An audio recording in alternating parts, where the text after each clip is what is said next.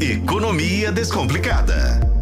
Com a editora adjunta de economia de O Tempo, Cíntia Oliveira. Tudo bem, Cíntia? Tudo jóia. Oi, Luciano. Oi, ouvintes. Ô, Cíntia, vamos falar sobre apartamentos à venda aqui em Belo Horizonte. 35% mais caros nesse ano de 2023, Cíntia? Pois é, a Loft verificou que houve aumento no preço de apartamentos em praticamente todos os grandes bairros, os bairros conhecidos de Belo Horizonte. De 70 bairros que eles avaliaram, 54 tiveram aumentos expressivos. E o que mais subiu foi 35%, que foi o Estoril. Estoril, que é muito procurado por ser do lado do Buritis, né? É.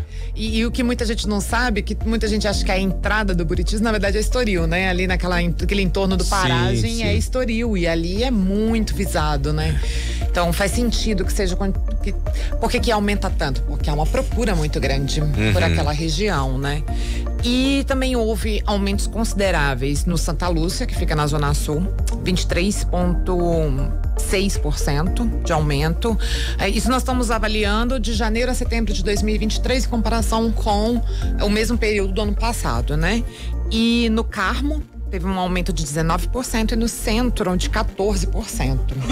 Mas não são somente os bairros centrais e os bairros mais ali da Zona Sul que são valorizados. É a cidade toda, inclusive os bairros mais periféricos, os que estão fazendo limite com outras cidades.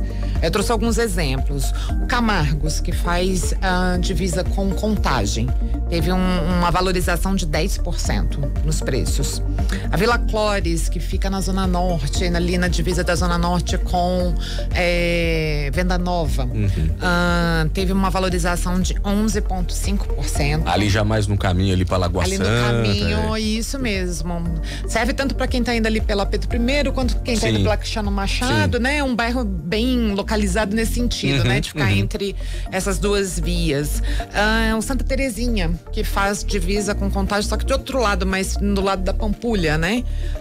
Teve uma valorização de quase 14%. Então é para todo lado, gente. Belo Horizonte inteirinha está passando por esse processo, porque tem muita procura e pouco imóvel disponível. Era essa a minha pergunta, né? O porquê desse aumento, porque você falou que em praticamente todos os bairros, né? Mais de 50 bairros houve esse aumento. Claro que em alguns mais, em outros menos, mas o que justifica, né? O que a gente pode considerar como fator para esse reajuste? A gente tem que lembrar que Belo Horizonte tem uma diferença em relação a outras capitais. A gente tem um transporte muito complicado de quem vem de outras cidades. Então, assim, no Rio de Janeiro, você vai ver muita gente que mora em Niterói, que mora na Baixada Fluminense, em São Paulo especialmente, né? Muita gente que vive nas cidades do entorno. Você imaginar, é possível você ir de trem para São Paulo saindo de Jundiaí, que fica a mais de 1 hora de São Paulo, né?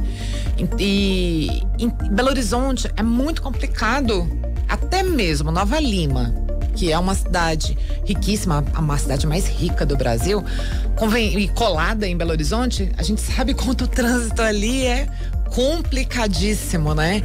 Nós estamos Contagem super mais do que grudada em Belo Horizonte, né?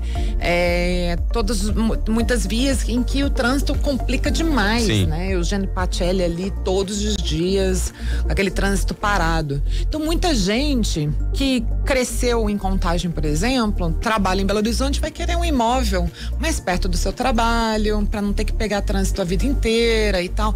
Então isso acontece, a gente conversa com as pessoas que cresceram em cidades do entorno e muitas acabaram se mudando para Belo Horizonte por conta do mercado de trabalho.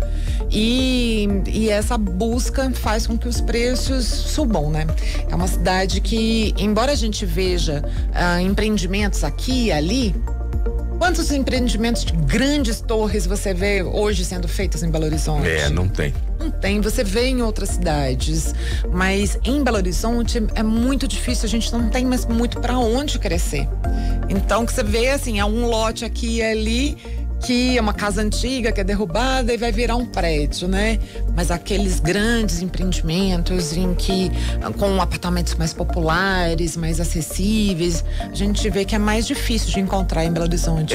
E retomada de moradias ou reforma, enfim, a gente sempre ouve essa história, essa conversa, mas a gente não vê na prática isso evoluindo, né, Cíntia? Porque vira e mexe a gente fala, vamos pegar ou alguns prédios que estão aí por acabar, né, vão ser revertidos para moradias, ou alguns que são, por exemplo, prédios públicos que podem vir a ser também.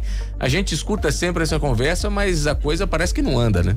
Nem aqui e nem em outras cidades. A gente sabe que esse é um grande problema de São Paulo, por exemplo, é uma cidade em que o centro está lotado de prédios sem finalidade definida, né? E no Rio de Janeiro também, que também tem um centro com muitos prédios antigos.